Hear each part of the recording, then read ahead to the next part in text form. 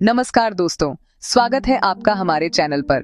आज हम आपको बताएंगे एक बेहद रोचक और ज्ञानवर्धक कहानी, कैसे लक्ष्मी जी ने ब्राह्मणों को गरीब रहने का शाप दिया। यह कहानी हमें धर्म, सम्मान और सच्ची भक्ति के महत्व का भी सिखाती है। तो चलिए शुरू करते हैं। कहानी है उस समय की जब भगवान के तीनों रूप ब्रह्मा, विष्णु और शिव में से सबसे श्रेष्ठ देवता को पहचानने के लिए महर्षि भृगु को भेजा गया। सर्वप्रथम भृगु जी ने ब्रह्मा जी के दरबार में प्रवेश किया, परंतु ब्रह्मा जी ने उनका सम्मान ठीक से नहीं किया। उनकी अनदेखी और असभ्यता देखकर भृगु जी निराश हुए।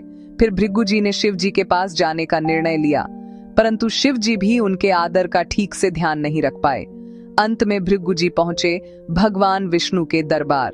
वहां भगवान विष्णु गहन ध्यान और विश्राम में थे और उनकी छाती पर विराजमान थीं लक्ष्मी माता।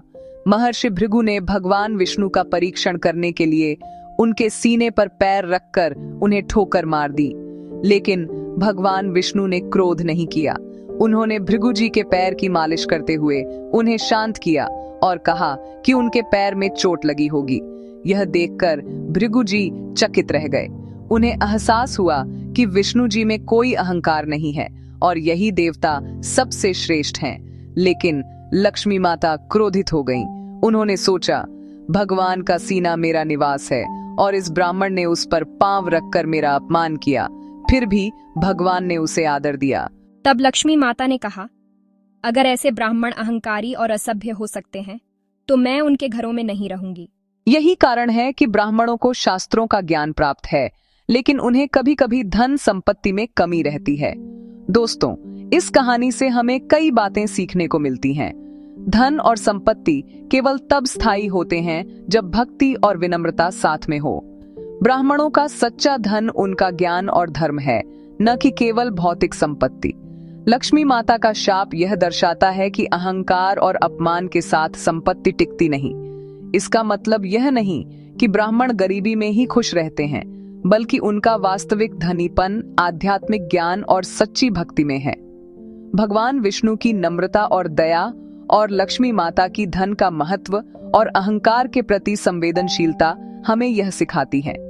जीवन में संपत्ति और धन तभी स्थायी रहते हैं जब आपके कर्म और व्यवहार सच्चे और विनम्र हों। भौतिक संपत्ति का सबसे बड़ा स्रोत है ईमानदारी, मेहनत और भगवान का आशीर्वाद। यह कहानी यह भी दर्शाती है कि धर्म और ज्ञान हमेशा सबसे बड़ी संपत्ति होते हैं और उन्हें खोकर हम कुछ भी स्थायी नहीं पा सकते।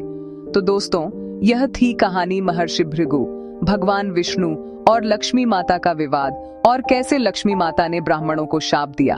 अगर आपको यह वीडियो पसंद आया हो तो लाइक और सब्सक्राइब करना न भूलें और अपने दोस्तों के साथ इस रोचक कथा को जरूर शेयर करें। धन्यवाद।